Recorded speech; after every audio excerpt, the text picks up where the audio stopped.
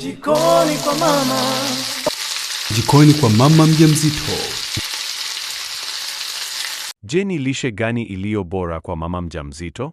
Lishe bora kwa mama mjamzito ni ile inayokidhi mahitaji ya mama na mtoto kwa pamoja, yaani lishe kamili yenye virutubisho vyote muhimu. Hapa kuna mwongozo rahisi na wenye nguvu unaoweza hata kuutumia kwenye elimu ya Emasia Afya Care katika kampeni hii ya Mvushe Mama Salama. 1. Vyakula vya kuongeza damu husaidia kuzuia upungufu wa damu: maini, nyama nyekundu, maharage, mchicha na mboga za majani ya kijani.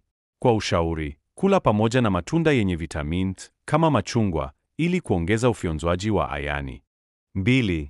Vyakula vya calcium kujenga mifupa ya mtoto: maziwa na mtindi, dagaa, mboga za majani.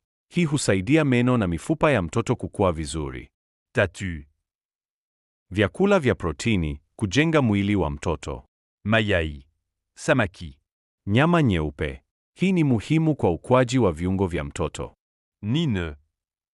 Vyakula vya mafuta mazuri: avocado, mbegu mfano ufuta. Hii husaidia ukuaji wa ubongo wa mtoto. 5. Matunda na mboga mboga hutoa vitamins na hulinda mwili dhidi ya magonjwa. 6. Vyakula vya wanga nguvu: ugali, wali, viazi, ndizi za kupika. 7. Maji ya kutosha. Kunywa angalau glasi 8-10 kwa siku. Hii husaidia kuzuia uchovu na kuimarisha mzunguko wa damu. Vitu vya kuepuka: pombe na sigara, kahawa nyingi, vyakula visivyoiva vizuri, vyakula vya mafuta mengi sana na sukari nyingi.